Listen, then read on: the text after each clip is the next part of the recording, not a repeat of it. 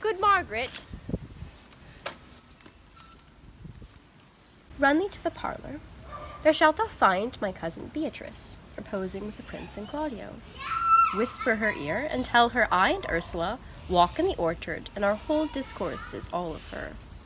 Say that thou overheardst us, and bid her steal into the bleached bower, where honeysuckles ripened by the sun forbid the sun to enter, like favourites made proud by princes that advance their pride against the power that bred it.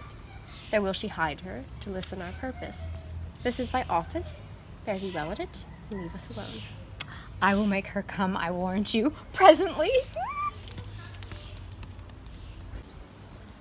Now, Ursula, when Beatrice doth come, as we do walk this alley up and down, our talk must only be of Benedick. When I do name him, let it be thy part to praise him more than ever man did merit.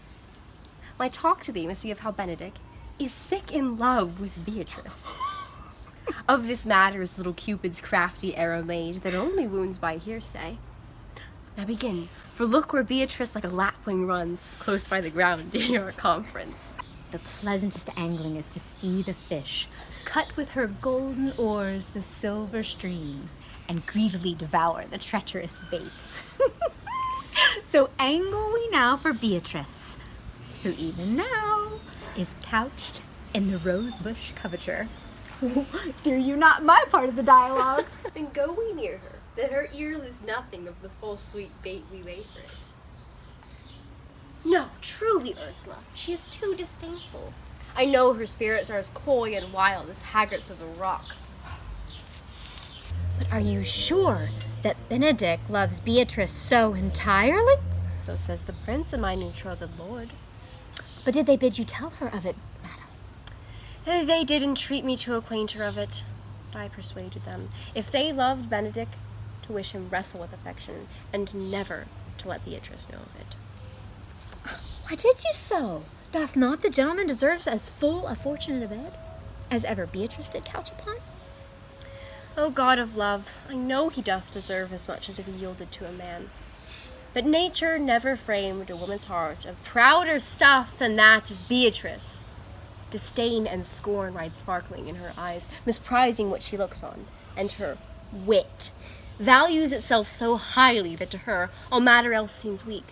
She cannot love, nor take no shape nor project of affection, she is so self-endeared. Sure, I think so. And therefore certainly it were not good she knew his love. Therefore she makes sport of it. Why, you speak truth. I never yet saw a man, how wise, how noble, young, how rarely featured, but she would spell him backward. If fair-faced, she would swear the gentleman should be her sister. If black, by nature drawing of an antic made a foul blot. If tall, a lancel-headed. If low, an agate very vilely cut. If speaking, why a vein blown with all winds. If silent, why a block moved with none. So she turns every man the wrong side out, and never gives to truth and virtue that which simpleness and merit purchaseth. Sure. Such carping is not commendable. No, not to be so odd and from all fashions as Beatrice is. Cannot be commendable. But who dare tell her so? If I should speak, she would mock me into air. She would laugh me out of myself, press me to death with wit. Therefore let Benedick, like covered fire, consume away in sighs, at least inwardly. It were a better death than die with mocks, which is as bad as die with tickling.